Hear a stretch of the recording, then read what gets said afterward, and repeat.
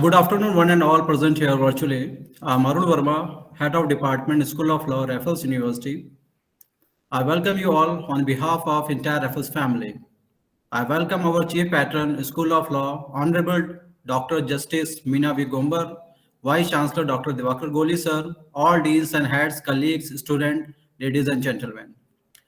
Today is a great day as we are celebrating our Constitution Day, 26 November, and we have a well-known personality, our revered speaker of today's webinar, the role of law in unlocking domestic funding for infrastructure in Sub-Saharan Africa. Dr. Augustine Arimoro is a lecturer in law at the Nottingham Law School, Nottingham Trent University, Nottingham, United Kingdom.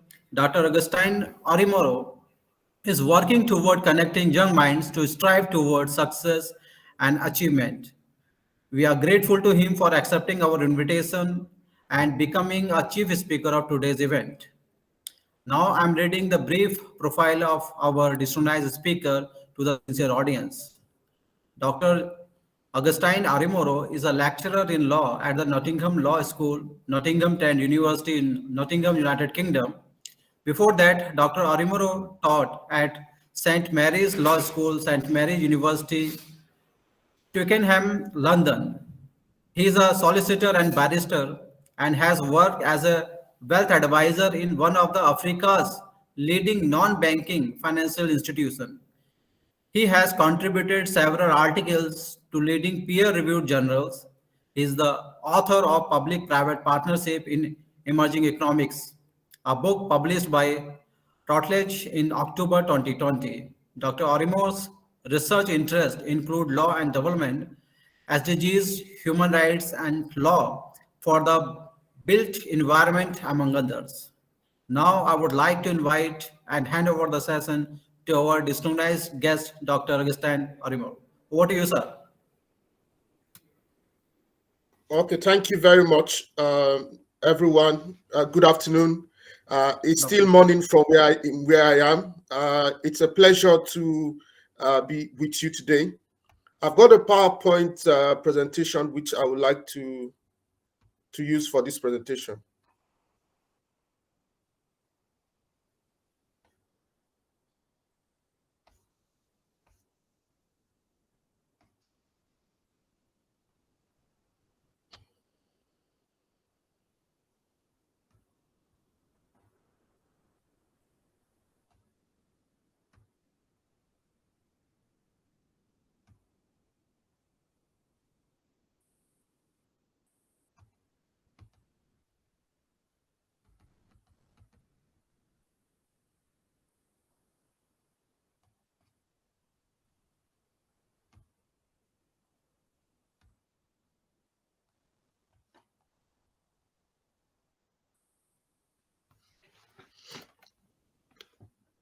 I'm trying to locate. Yes, sir. I'm trying to locate my PowerPoint from.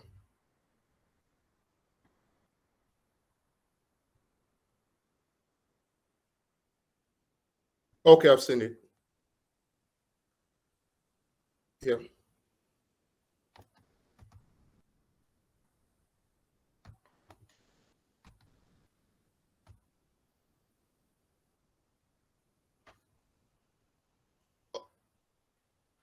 Okay, please confirm if you can see my screen.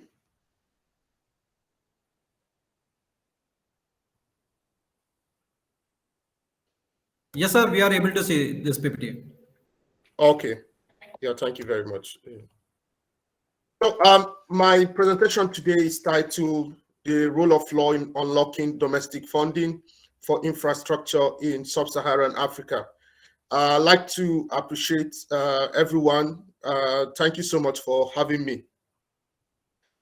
In terms of the discussion today, I'll be looking at a general overview of the infrastructure deficit, which is a huge problem in the Sub-Saharan African region. I will talk briefly about domestic funding, And then the presentation will consider the role of law in the facilitation of private sector participation in provision of public infrastructure. Next, I will move on to discuss some of the opportunities that are available on the continent as far as private sector investment in infrastructure is concerned, and then the conclusion. If you're seeing my screen, the green portion there represents the Sub-Saharan African region.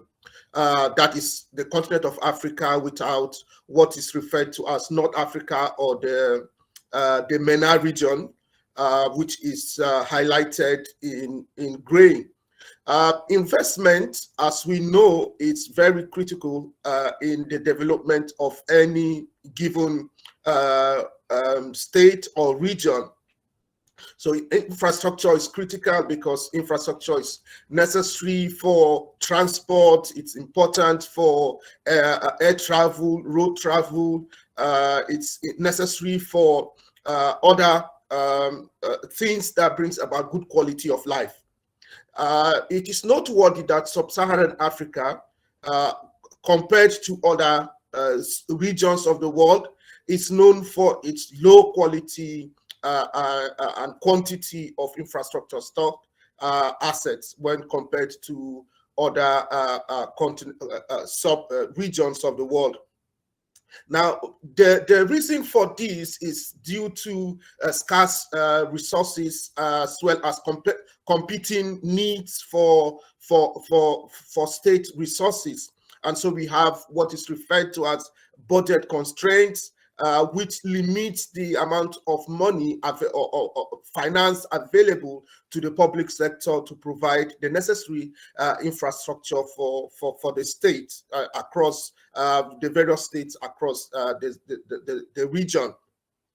It's important that in order for the region to close its infrastructure gap, that we have what is referred to as healthy legal frameworks in order to achieve this objective. Now, my presentation today will focus on key classes of infrastructure, which includes energy, transport, and water supply. Now, with regards to the infrastructure deficit in Sub-Saharan Africa, public capital spending levels at the moment is too low to support the bridging of the infrastructure gap. Again, countries in the region are spending much less than what they allocate for projects. So whereas they budget XY amount for a project, they end up not spending up to that amount due to different reasons. Could be reasons due to corruption or over budgeting, which is common in that part of the world. And there is need to address these inefficiencies. If these inefficiencies must be addressed, then it's an opportunity for the private sector to come in, because the private sector has what it takes to manage business better. So what we advocate is for government to concentrate on policy making, while private sector moves in to provide such services and infrastructure that is needed. And we have seen across the sub-region that telecommunication sector has made significant progress. And if the progress that the telecommunication sector has made is anything to go by, then we could try to see if this can be replicated in other sectors of the economy. So there are specific areas in terms of infrastructure stock we need to be considered, such as road, water, and transport, because these are essential for the people and to make the life of the people meaningful, and so that the quality of life can be improved. Now, the motivation for this research is based on the fact that infrastructure has been responsible for more than half of Africa's recent improved growth performance. If Africa is to develop, if the sub-region is to develop, then this is tied to infrastructure growth and development in terms of provision infrastructure to ensure that supply of infrastructure meets with demand. Now, just to give you some statistics of what is currently prevalent in the sub-region. As far as the energy sector is concerned, power is Africa's biggest infrastructure challenge. Several power outages, lack of supply of power in certain areas. There are communities in the region that have not benefited from power supply or are not connected to the national grid in the various states. It is known that even though the region has a lot of hydro resource energy in abundant supply, if I may say, the region ironically suffers from power shortages. Now, it has been noted via other studies, that an average person in Mali, one of the countries in the sub-region, in Mali, for example, uses less electricity in a year overall than a Londoner uses just to power their tea kettle. So this is a big problem, and if this gap is to be bridged, then there is a lot that needs to be done, and this can only be through partnering with the private sector. Also, in regards to the transport sector, significant development or improvement has been done in countries such as South Africa, Nigeria, and Ghana, but this is a far cry from what is required to ensure that the region is well connected as far as transport is concerned. Again, although there is an improvement in terms of road quality, the share of paved roads is in the range of 16.5 to 17%, which is meager. 16.5 to 17% out of 100 is meager. There is a need for the continent to up the share of paved roads to even at least 50% in order for the region to compare with its peers. There has been several attempts to revive rail travels in the region, but this is not up to the level that is required. As far as water is concerned, despite abundant resources in the region, the Sub-Saharan African region continues to suffer from great levels of water shortages when compared to other regions in the world.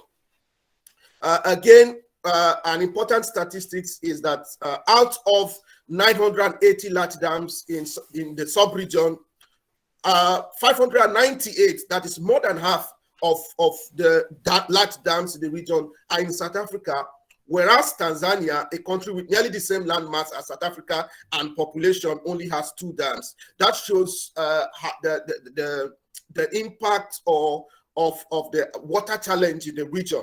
Some people say there is water everywhere, but there is no water to drink. For example, countries like Nigeria have abundant water resources, but some of these are salt water and are undrinkable.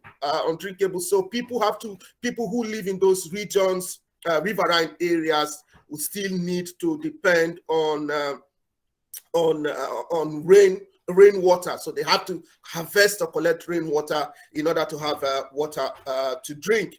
So the poor access to water affects the health of the citizens in the region. Although what I've mentioned are challenges that have been encountered in the region, it is not all gloom and doom. Like we say, I've always said this in different fora where I had opportunities to speak, that although there is infrastructure gap, because of the population in the part of the world, I mean the Sub-Saharan African region, there is a huge market which investors can take opportunity of. If investors can take opportunity of the shortages to invest and with aim to get a return on investment, that is a good opportunity. For example, the telephony sector, that is with regards to telephone and all that, has shown that there is a lot that can be beneficial to investors if they take if they make use of the opportunity. So now I move on to the next sub-theme of this presentation. Why should the private sector be involved in the provision of infrastructure? Now, it is common that governments around the world, including the Sub-Saharan Africa region, cannot cope with the demand of infrastructure. Supply has unfortunately not met with demand anywhere in the world. And Sub-Saharan Africa is no different, even though we have noted already that Sub-Saharan Africa is challenged by a huge deficit. So it's important for government to concentrate on policy making and allow the private sector, because of private sector efficiency, private sector skills and expertise, to concentrate on provision of public infrastructure with the right legal framework in place. And it's given that the private sector is better in terms of management and maintenance. So moving on, I'll just talk briefly about the public-private partnership model, which I regularly advocate for when I have the opportunity to talk about the infrastructure deficit in the sub-region. So the PPP model, it's one that will allow for the private sector to fund public infrastructure, and then the infrastructure can be returned to government over a given period of time, say between 20 and 30 years. For this to be possible, or for this to be successful, there is a need to have a clear legal framework, to have a framework that shows that the government is committed to partnering with the private sector, a legal framework that supports private sector government respecting contractual obligations, a legal framework that supports the rule of law, a legal framework that would help to unlock domestic finance and to attract foreign direct investment. I've always advocated that if we have such framework, then it will be one that look inwards in the sense that in Sub-Saharan Africa in the past, we have looked at frameworks that are developed in the global north, and this has not been successful, because in the global north, you have institutions that are working, institutions that are strong, whereas in the global south, institutions are not as strong or as developed as institutions in the global north. So it is important for countries or states in the global south to look at examples from what their peers have done and see how they can adopt these frameworks or adopt the same strategies that have been successful in those other places. So it's important to look at what worked for you rather than just adopting what has worked in developed nations. So for the PPP process, it's usually ministry, department, or agency or the government identifying a project or a need, and then they call for bids. Then you have different companies coming together to form a consortium in order to bid for the project. A successful bid will now lead to an award of a contract, and the winner will now set up, the consortium that wins the bid now sets up a project company with a memorandum and articles of association. A project now begins, and the project company enters subcontracts for the supply of goods and other subcontracts with other suppliers. So it's important to take into cognizance the risks involved in such a business and to check the affordability. Is it more affordable to have private sector do the procurement, or is it more affordable to have the public sector? So these are issues that need to be considered, especially the value for money concept. That is when using a PPP adds more value to the state than having a public procurement, as it were. So next is the funding challenge, which is something that ought to be looked at. Apart from South Africa, the financial markets in the other states in Sub-Saharan Africa is relatively weak. Only South Africa has a very strong market. It is important that states in the region build their market in order to develop a strong financial market, which will be the base for which such projects can be funded. Another challenge is that of foreign exchange risks. Foreign lenders are not willing anymore to lend money for projects in Sub-Saharan Africa because of the currency issues. Some of the currency in the different countries in Sub-Saharan Africa over time gets devalued. And because of the devaluation of currencies, it affects the return on investment for foreign lenders, because the loans are usually denominated in the United States dollars, whereas fees or charges that people who make use of these public facilities pay are paid in the domestic currency. So it doesn't really make sense at the moment for foreign lenders to lend money for projects in Sub-Saharan Africa. So that means that in Sub-Saharan Africa, there is a need to begin to look towards domestic funding for infrastructure. So there's therefore a need for the legal framework to unlock funding in this the sub-region. So lack of long-term funding is also another issue. The banks in the region are unwilling to lend money for the long term. They usually will not lend money for a period of more than 10 years. And this it's a big challenge because infrastructure requires enormous capital, and usually this should be paid in a long term for, let's say, between 20 and 30 years. So there needs to be an arrangement to ensure that banks can give out long-term finance. So what are the opportunities for domestic funding? If countries are to fund, the countries or states in this sub-region are to fund infrastructure, then they will need to begin to think about creation of infrastructure funds. In the past, the infrastructure funds that we had are for high net worth individuals or for institutions. So this will require investors to have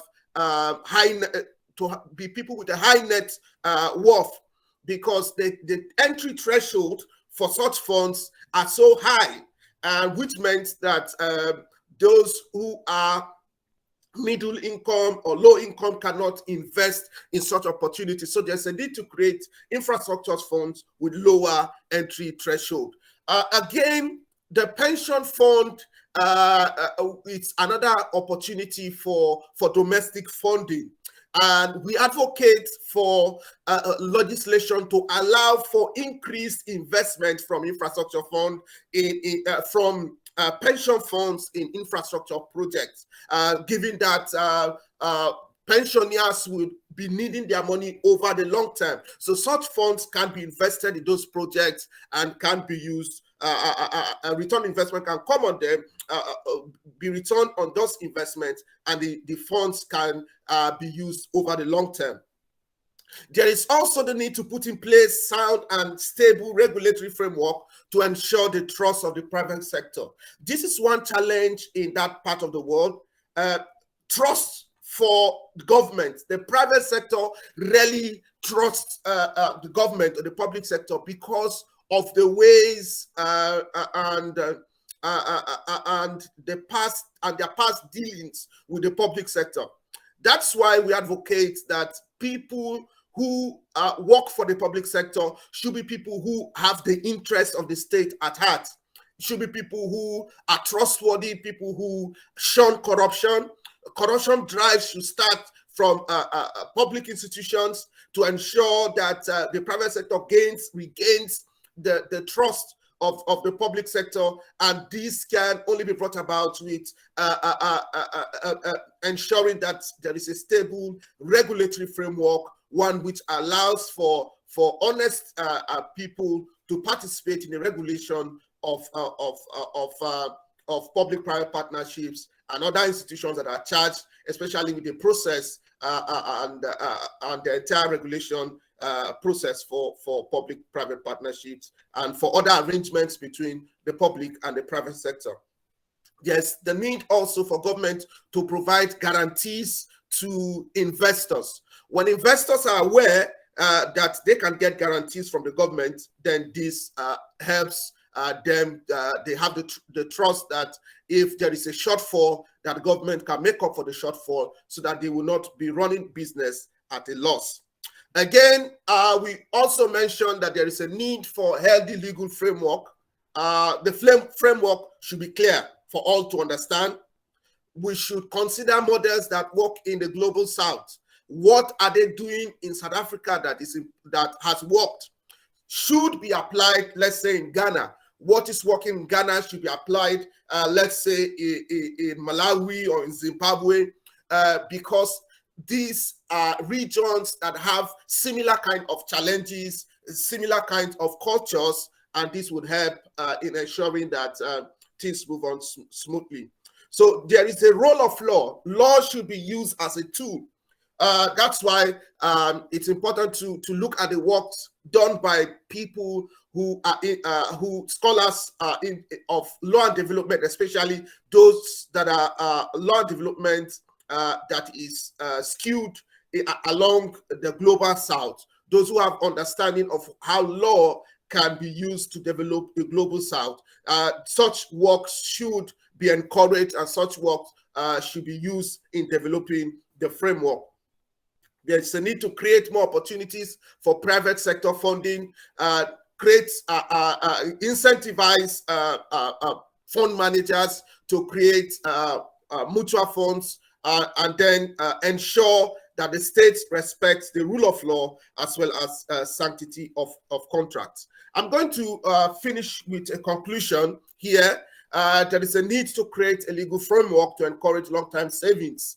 Long-term savings is something that should be encouraged at all levels. The government should encourage companies, individuals, and states to save for the long term. Say for every income, it should be mandatory for people to save at least 5% of their income in long-term instruments. Long-term instruments. I advocate for states, for governments, for companies, individuals, families to save at least 5% of their income in long-term instruments. And they can get this when it's matured, say after 25 or 30 years. This will help to have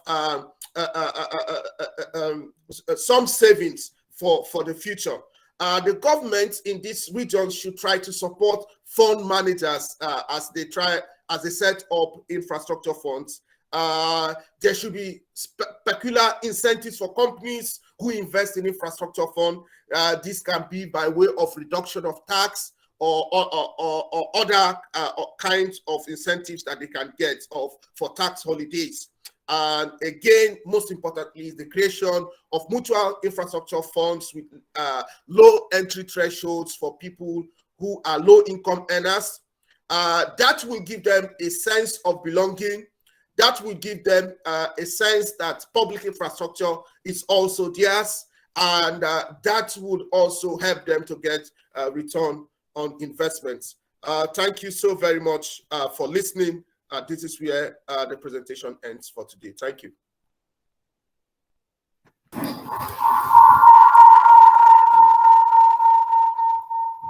Okay, thank you so much, sir, for this insightful lecture. Yeah. If anybody have any questions, you can ask questions.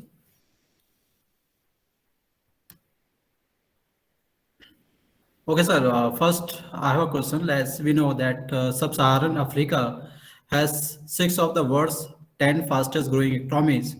North Africa has vast oil and natural gas deposits. The Sahara holds the most strategic nuclear ore, and resources such as coltan, gold, copper, among many others, are abundant on the continent. And one thing like production sharing contract can help these sub-Saharan countries to develop their infrastructure. So what is your opinion that whether these countries should go for this production sharing contract, because these production sharing contracts are highly technical in nature, and these sub-Saharan countries can take advantage of that contract by transferring technology and developing their infrastructure. Yeah, thank you very much for that question. It's important for Sub-Saharan Africa to take opportunity of make use of opportunities that come around for infrastructure development, whether it's technology, whether it's in learning from what it's available in other countries with similar values, similar environment, similar cultures. What works in other places that are similar to what we have in Sub-Saharan Africa should be imbibed and used. That's what we advocate for, but not templates that are just borrowed from the global north, from the advanced economies. These have not worked in the past. And I advocate at all times that we should not refrain from doing what has not been working before. If there must be a change, then there is a need to take on what has worked in similar jurisdictions. Okay, thank you, sir. So what are the reasons why these sub-Saharan, African countries, they are failing to get this foreign investment? Because there is a great potential, and we focus on this global map, then we will come to know that this sub-Saharan region, there is a great potential. There is a big population, so these multinational companies they can invest, and they might have better return, because in many countries or many continent, for example, Europe and Asia, there is a condition like saturation. So, Yeah. so what are the reasons why these countries are not getting investment so that they can develop the infrastructure? Yeah, thank you very much. Like I said in the presentation, the big challenge is that of foreign currency rates, foreign currency exchange rates. The projects are usually denominated in United States dollars, and return on investment will come through payments for use of those resources, of those facilities. The facilities are paid for when people use those facilities, they pay using the domestic currency. So let's say in 2014, for example, a British pound exchanged for 260 naira. Currently, it's exchanging for about 700 naira. So you see that there is a big value, that's a drop in the valuation of the currency. And you cannot directly increase the charges or tolls to compare with the current exchange rates. So that makes foreign investors not to be inclined to invest in those part of the world. And that's why we advocate for an alternative, being having to generate resources internally, because foreign investors are pulled away. Okay, good, sir. I just want to know your personal experience. What's your opinion on that? WTO contribution with regard to technical assistant, because there is a one provision under WTO that they will provide expert advice or technical support to these least developing countries so that they can have their better economic policies. Yeah, yes, there has been expert advice from the World Bank, from international organizations like the WTO that you mentioned, and from the Infrastructure Fund of the World Bank. But some projects have been funded with the World Bank being in partnership with those projects. For example, you have in Lagos, Nigeria, what you call the BRT buses, the provision of buses for road transport, which had a contribution from the World Bank. Again, there are not too many projects that come that way. It still has to do with attracting funds, getting people to finance those projects. There are projects that have been developed, but getting the private sector to fund it has been the issue, because there are no enough resources, even from the private sector, to fund such projects. So there have been good economic advice. However, sometimes those advice are not meant for those parts of that part of the world. So until people in the global south begin to think about what is best for their region, develop it, and then use it, especially in India, for example, there is what is called as annuity payment for roads. That is when private sector helps to develop road infrastructure and government pays over time, annuity payments. That is one good option that can be learned in that part of the world and used too. So we need to look at what has happened in other places of the world with similar cultures that are developing, that will work in that region, and not just good ideas from the World Bank or from the World Trade Organization or from other international organizations. It's time for people in the region to take that they took their destiny in their own hands and do what is best for the region. Okay, Raffles, thank you so much, sir. You have rightly said that it is high time to take action on those theories. Anyone if you have any question, you can ask.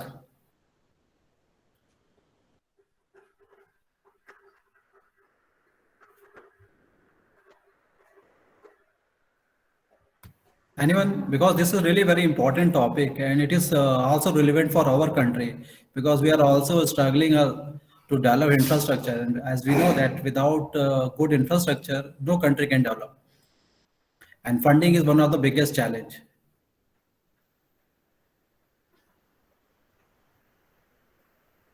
So I think, sir, there is no question. So I'll invite Mr. Yonten for the vote of thanks.